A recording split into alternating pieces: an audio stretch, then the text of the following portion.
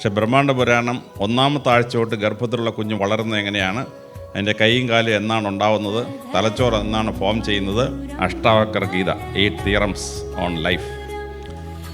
ഗർഭത്തിരുന്നുകൊണ്ടാണ് പ്രഹ്ലാദൻ നാരായണനമെന്ന് പറയാൻ പഠിച്ചത്. കുട്ടി ഗർഭത്തിൽ കിടന്നപ്പോൾ കേട്ട പാട്ട് അങ്ങോട്ട് ഓൺ ചെയ്ത് കുട്ടി കരച്ചിൽ നിർത്തും. കുട്ടി ഇങ്ങനെ ശ്രദ്ധിക്കും, ഇത് എവിടെയോ കേട്ടിട്ടുണ്ടോ ഇങ്ങനെ ശ്രദ്ധിക്കും, കരച്ചിൽ നിർത്തും. ഇതെല്ലാം കണ്ടുകൊണ്ട് നിങ്ങളെ ഗർഭകാലം കഴിച്ചു കൂട്ടിയാൽ നിങ്ങളുടെ മക്കൾ മോഹൻലാലിനെ പോലെ മുണ്ടും പൊക്കി അണ്ടർവെയറും കാണിച്ചും തൊഴിക്കാൻ പോകും. അതാണ് അതിൻ്റെ പ്രശ്നം. അദ്ദേഹത്തിൻ്റെ തലച്ചോറിലേക്ക് ഈശ്വരൻ ബോധോദയം നിറച്ചു. അവിടെ അറിവിൻ്റെ പൂർണ്ണതയിലേക്ക് എത്തി. പക്ഷേ കർമ്മയോഗം കഴിഞ്ഞ് നമ്മുടെ അവയവങ്ങൾ കൊണ്ടുള്ള കർമ്മയോഗം കഴിഞ്ഞാൽ അടുത്തത് രാജയോഗമാണ്. ഈ രാജയോഗം എവിടെ ഇരിക്കുന്നത്?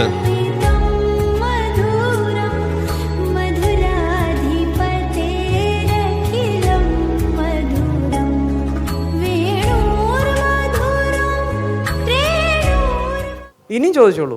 ദേ ഇവിടെ അലക്സാണ്ടർ സാറിൻ്റെ അടുത്ത് വയ്ക്കും. ഭക്തി കൊണ്ട് പല മഹൽ വ്യക്തികളും മോക്ഷം പ്രാപിച്ചിട്ടുണ്ടല്ലോ. ഉക്കുരൂരമ്മ അങ്ങനെയുള്ളവരൊക്കെ ഭക്തി കൊണ്ട് മാത്രം. അവർക്ക് ആത്മീയത ഉണ്ടായിരുന്നോ?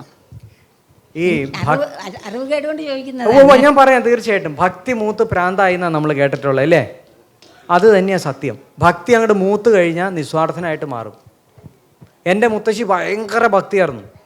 എങ്ങനെയാണെന്ന് വെച്ചാൽ രാമ രാമ രാമ രാമ രാമ രാമ രാമ, കോഴീനെ പിടിച്ചിടാൻ പോയടാ രാമ രാമ രാമ രാമ, ഇത് തന്നെ മെനക്കെട്ട് 24 മണിക്കൂർ രാമ രാമ രാമ മാത്രമേ ഉള്ളൂ കേൾക്കാൻ. എന്ത് പറഞ്ഞാലും അതിൻ്റെ ഇടയിൽ കാര്യങ്ങൾ സംസാരിക്കും.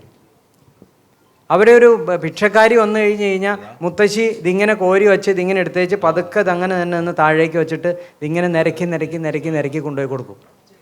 സെൽഫ്ലെസ്സാണ്, നിസ്വാർത്ഥമാണ്. ഒരാൾക്കും ഒന്നും കൊടുക്കാനൊരു വിഷമവുമില്ല, ഒന്നും പ്രതീക്ഷിച്ചല്ല, ഒരാഗ്രഹവും ഇല്ല. മുത്തശ്ശിക്ക് ഒരു ലഡു കൊണ്ടു കൊടുത്താൽ ലഡു ഉടനെ തന്നെ അതെടുത്ത് കടലാസിൽ പോയി തലയ്ക്കാൻ ചോട്ടിൽ വയ്ക്കും. മുത്തശ്ശിക്ക് 3 ആൺമക്കളാണ് ഉള്ളത്. എൻ്റെ അച്ഛൻ, അതിൻ്റെ ചേട്ടൻ, 3 മക്കളും വന്നിട്ട് അത് അവർക്കൊക്കെ കൊടുക്കും.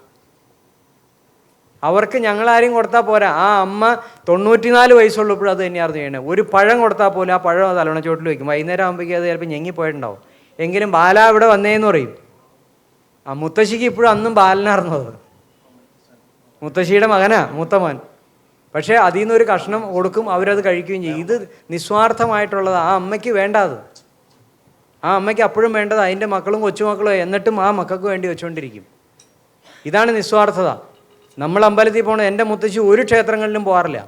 പിടിച്ചു കൊണ്ടുപോയ ക്ഷേത്രത്തിൽ ഇതിങ്ങനെ പോവും. അവിടെ എവിടെയെങ്കിലും നട കാണുമ്പോൾ ഇത്തിരി നേരം ഇരിക്കും. എന്നിട്ട് അവിടെയും പോയി രാമ രാമ രാമ എന്ന് പറയും. ഏത് അയ്യപ്പൻ്റെ ക്ഷേത്രത്തിൽ പോയാലും ലക്ഷ്മണൻ്റെ ക്ഷേത്രം എവിടെ പോയാലും രാമ രാമ രാമ മാത്രമേ ഉള്ളൂ. അത് നിസ്വാർത്ഥത കൊണ്ട് നമ്മൾ അവിടെ എത്തിച്ചേരും. നിസ്വാർത്ഥരാണെങ്കിൽ, സ്വാർത്ഥത ഉണ്ടെങ്കിൽ ഒരിക്കലും നമ്മൾ മോക്ഷം ലഭിക്കില്ല. അമ്മയ്ക്ക് സന്തോഷമായോ? ഇതത്രയും മതി, ഞാൻ ധന്യനായി.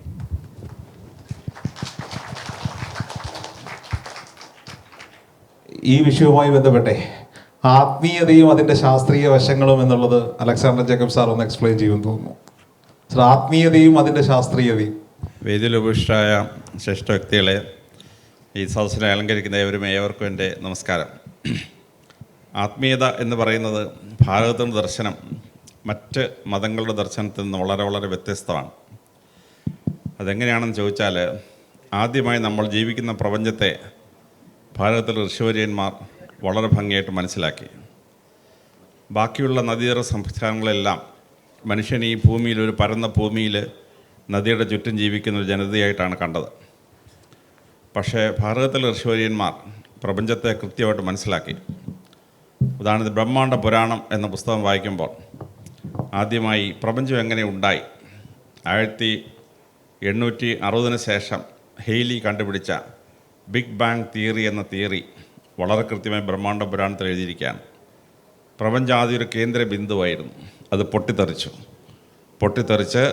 50 കോടി നക്ഷത്രങ്ങളായി രൂപാന്തരപ്പെട്ടു. പണ്ട് ബാബിലോണിലും ഈജിപ്തിലുമൊക്കെ കഷ്ടിച്ച് 4 നക്ഷത്രങ്ങളെപ്പറ്റി അറിയായിരുന്നു, 6 ഗ്രഹങ്ങളെപ്പറ്റി അറിയായിരുന്നു. പക്ഷേ പ്രപഞ്ചം ഇങ്ങനെ വളരെ വിശാലമായ 50 കോടി നക്ഷത്രങ്ങളുള്ള വിശാലമായ ഒരു ഏരിയയാണ്. അത് പൊട്ടിത്തെറിച്ച് വികസിച്ചുകൊണ്ടിരിക്കുകയാണ്. ബ്രഹ്മാണ്ഡ പുരാണം പറയുകയാണ്. അപ്പോൾ ഈ ബിഗ് ബാങ് തിയറി കഷ്ടിച്ച് 150 വർഷത്തിന് മുമ്പ് പാശ്ചാത്യർ കണ്ടുപിടിച്ച ഒരു സാധനം എത്രയോ നൂറ്റാണ്ടുകൾക്ക് മുമ്പ്, 4000 വർഷങ്ങൾക്ക് മുമ്പ് കൃത്യമായി നമ്മൾ പ്രവചിച്ച് കൃത്യമായി രേഖപ്പെടുത്തി വെച്ചു. ആ നക്ഷത്രങ്ങളുടെ പ്രകാശം കൊണ്ട് ഗ്രഹങ്ങൾ എങ്ങനെയാണ് പ്രകാശപൂരിതമാവുന്നതെന്ന് പറഞ്ഞു. ലോകത്തിലെ മറ്റ് നദീര സംസ്കാരങ്ങളൊക്കെ 6 ഗ്രഹങ്ങളെ കണ്ടെത്തി. ബുധൻ, ശുക്രൻ, ഭൂമി, ചൊവ്വ, വ്യാഴം, ശനി വരെ കണ്ടെത്തി.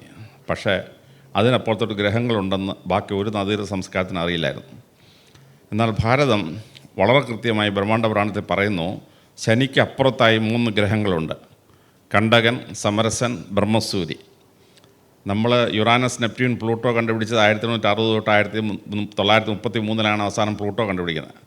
പക്ഷേ യുറാനസ്, നെപ്റ്റ്യൂൺ, പ്ലൂട്ടോ സായിപ്പന്മാർ കണ്ടുപിടിക്കുന്നതിന് 4000 വർഷത്തിന് മുമ്പ് യുറാനസ്, നെപ്റ്റ്യൂൺ, പ്ലൂട്ടോയെ കണ്ടകൻ, സമരസൻ, ബ്രഹ്മസൂരി എന്ന് കൃത്യമായി രേഖപ്പെടുത്തി വച്ചിരിക്കുകയാണ്.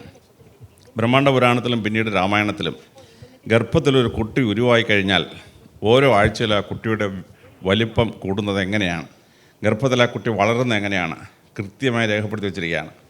അന്ന് സ്കാൻ മെഷീൻ ഇല്ല, അന്ന് എക്സ്റേ ഇല്ല. വയറ്റിലുള്ളൊരു കുട്ടി വളരുന്നതിനെപ്പറ്റി ഒരു രീതിയിലും കണ്ടെത്താനുള്ള ഒരു യന്ത്രവും കണ്ടുപിടിച്ചിട്ടില്ല. പക്ഷേ ബ്രഹ്മാണ്ഡ പുരാണം 1-ാമത്തെ ആഴ്ച തൊട്ട് ഗർഭത്തിലുള്ള കുഞ്ഞ് വളരുന്നത് എങ്ങനെയാണ്, അതിൻ്റെ കൈയും കാലും എന്നാണ് ഉണ്ടാവുന്നത്, തലച്ചോറ് എന്നാണ് ഫോം ചെയ്യുന്നത്, ഈ സമയത്ത് ശ്രദ്ധിക്കേണ്ട കാര്യങ്ങൾ വളരെ കൃത്യമായി രേഖപ്പെടുത്തി വച്ചിരിക്കുകയാണ്, സ്കാൻ മെഷീൻ ഒന്നുമില്ലാതെ. അങ്ങനെ കുട്ടി വളരുമ്പോൾ കുട്ടിയെ വളർത്താൻ മാതാപിതാക്കൾ എന്താണ് ചെയ്യേണ്ടത് കൃത്യമായി രേഖപ്പെടുത്തിയിരിക്കുകയാണ്. ഗർഭത്തിലിരുന്ന് കുട്ടികൾ പഠിക്കുമെന്നുള്ളത് ആധുനിക ശാസ്ത്രം കണ്ടെത്തിയിട്ടൊരു 35 വർഷമായിട്ടുള്ളൂ. പക്ഷേ ഗർഭത്തിലിരുന്ന് കുട്ടികൾ പഠിക്കുമെന്നുള്ളത് നമ്മുടെ പുരാണങ്ങൾ കൃത്യമായി മനസ്സിലാക്കി. ഗർഭത്തിരുന്ന അഭിമന്യു എങ്ങനെയാണ് ചക്രവ്യൂഹം പൊളിക്കാൻ പഠിച്ചത് എന്ന് കൃത്യമായി രേഖപ്പെടുത്തി വെച്ചു.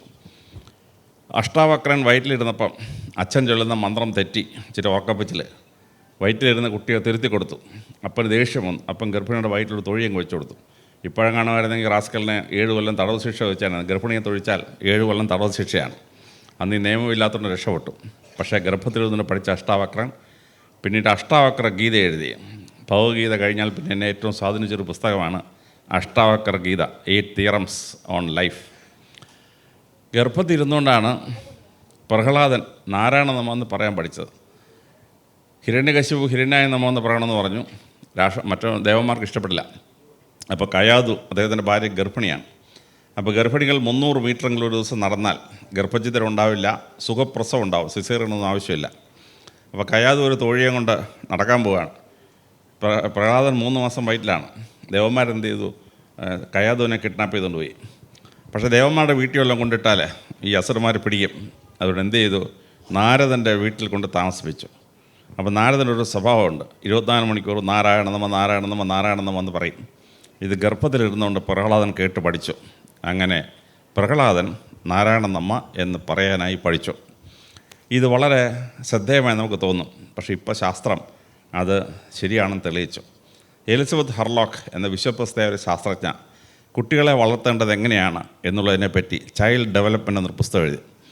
ആ ചൈൽഡ് ഡെവലപ്മെൻറ്റ് എന്ന പുസ്തകത്തിൽ എലിസബത്ത് ഹർലോക്ക് ഭൂമിയിലുണ്ടായ 1000-ഓളം PhD തീസിസുകൾ സമാഹരിച്ചിരിക്കുകയാണ്.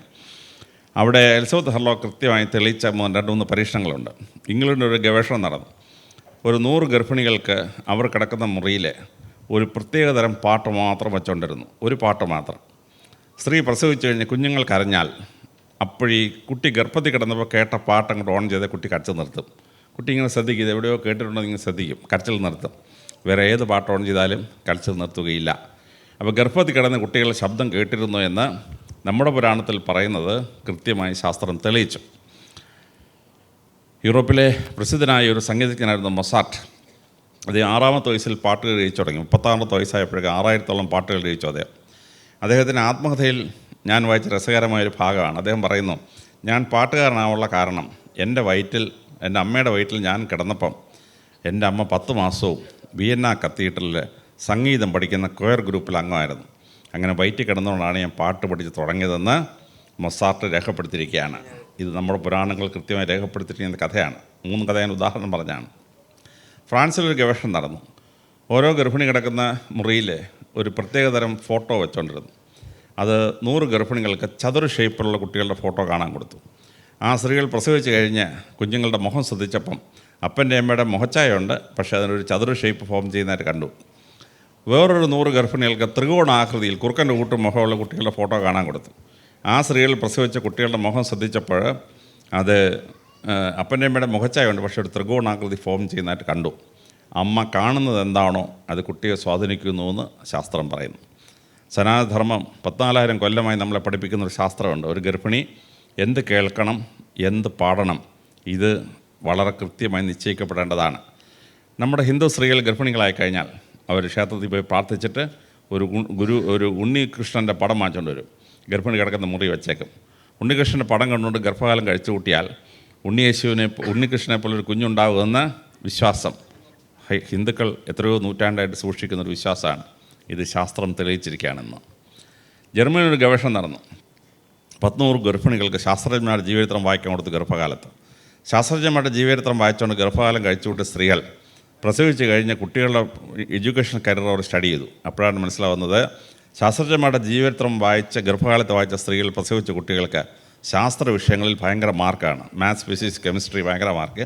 അവരിൽ ഭൂരിപക്ഷം പിന്നീട് ശാസ്ത്രജ്ഞന്മാരും ശാസ്ത്ര അധ്യാപകരും ഒക്കെ ആയിട്ട് മാറി. പിന്നെ ഒരു 100 ഗർഭിണികൾക്ക് യുദ്ധവീരന്മാരുടെ ജീവചരിത്രം വായിക്കാൻ കൊടുത്തു. Julius Caesar, Napoleon Bonaparte, Ferdinand the great ഒക്കെ ജീവചരിത്രം വായിക്കാൻ കൊടുത്തു. ആ സ്ത്രീകൾ പ്രസവിച്ച് കഴിഞ്ഞപ്പോൾ ആ കുട്ടികളിൽ ഭൂരിപക്ഷവും പോയി പട്ടാളത്തിലും പോലീസിലും പോയി ചേർന്ന കാക്കയോട് ഒരു സ്നേഹം. പിന്നെ ഒരു 100 ഗർഭിണികൾക്ക് കത്തോലിക്കാസർ വിശുദ്ധന്മാരുടെ ജീവചരിത്രം വായിച്ചു കൊടുത്തു. ആ കത്തോലിക്കാസർ വിശുദ്ധന്മാരുടെ ജീവചരിത്രം ഗർഭകാലത്ത് വായിച്ച സ്ത്രീകൾ പ്രസവിച്ച കുട്ടികളിൽ ഭൂരിപക്ഷവും പിൽക്കാലത്ത് അച്ഛന്മാരും കന്യാസ്ത്രീകളാവാൻ പോയി. അപ്പോൾ അമ്മ ഗർഭകാലത്ത് എന്ത് ചെയ്യണം, എന്ത് പ്രാർത്ഥിക്കണം, ഇത് വളരെ കൃത്യമായി രേഖപ്പെടുത്തി വച്ചിരിക്കുകയാണ്. നമ്മുടെ പുരാണങ്ങളിലെ കഥകളും ശാസ്ത്രങ്ങളും വായിക്കുമ്പം ഇത് കൃത്യമായിട്ട് മനസ്സിലാവുകയാണ്. ഗർഭത്തിലിടുന്ന സമയത്ത് ഭഗവാൻ കൃഷ്ണനെ സ്വാധീനിക്കാൻ വേണ്ടി അമ്മ സൂക്ഷിച്ച കാര്യങ്ങൾ. നമ്മുടെ സ്ത്രീകൾ ഗർഭിണികളായി കഴിഞ്ഞാൽ നമ്മൾ ഗുരുവായൂരപ്പൻ്റെ സ്തോത്രം ചൊല്ലും. ഗർഭകാലത്ത് ഗുരുവായൂരപ്പൻ്റെ സ്തോത്രം ചൊല്ലിക്കഴിഞ്ഞാൽ ആ കുഞ്ഞിനുണ്ടാകുന്ന മാറ്റം വളരെ പ്രത്യേകതയുള്ള ഒന്നാണ്. ഗർഭിണികളായ സ്ത്രീകൾക്ക് പാടാൻ വേണ്ടി പ്രത്യേകം മന്ത്രങ്ങളുണ്ട്. അവർ ലളിത സഹസ്രനാമവും ശിവസഹസ്രനാമൊക്കെ ചൊല്ലും. അത് ചൊല്ലിയാൽ വയറ്റിയിരിക്കുന്ന കുട്ടിക്ക് ചില ഗുണങ്ങളുണ്ടാവും എന്ന് നമ്മുടെ സനാതനധർമ്മം ആയിരക്കണക്കിന് വർഷം പഠിപ്പിച്ചത് കൃത്യമായി ഇന്ന് ശാസ്ത്രം തെളിയിച്ചിരിക്കുകയാണ്. നമ്മുടെ സ്ത്രീകളിൽ പലപ്പോഴും ഇങ്ങനെയല്ല. ഗർഭിണിയാണ് വയ്യെന്ന് പറഞ്ഞ് ചാരുകസരയിൽ കയറി കിടന്നിട്ട് സിനിമ അങ്ങോട്ട് ഓൺ ചെയ്യും ടെലിവിഷനിൽ. അവിടെ മമ്മൂട്ടിയും മോഹൻലാലും അടി തൊഴി പിടിച്ച് കൊണ്ടുപോകല കരച്ചിലും ബഹളമൊക്കെയാണ്. ഇതെല്ലാം കണ്ടുകൊണ്ട് നിങ്ങളെ ഗർഭകാലം കഴിച്ചു കൂട്ടിയാൽ നിങ്ങളുടെ മക്കൾ മോഹൻലാലിനെ പോലെ മുണ്ടും പൊക്കി അണ്ടർവെയറും കാണിച്ചും തൊഴിക്കാൻ പോകും. അതാണ് അതിൻ്റെ പ്രശ്നം. അപ്പം സനാതനധർമ്മം കൃത്യമായി പറയുന്നു, ഗർഭകാലം ഒരമ്മ ഇങ്ങനെ ചെലവഴിക്കണം. ഗർഭകാലം ഇൻ്റലക്ച്വൽ വർക്ക് ചെയ്താൽ അമ്മയുടെ തലച്ചോറ് ഇൻ്റലക്ച്വലി വർക്ക് ചെയ്യാൻ വേണ്ടി ഇൻ്റലക്ച്വൽ ഹോർമോൺസ് ഉണ്ടാകും. അത് അമ്മയുടെ തലച്ചോറ് കയറി ഇറങ്ങിയ ശേഷം അത് കറങ്ങി ഗർഭത്തിലുള്ള കുഞ്ഞിൻ്റെ തലച്ചോറ് കയറി ഇറങ്ങും. കുഞ്ഞിന് നല്ല ബുദ്ധിശക്തി ഉണ്ടാവും.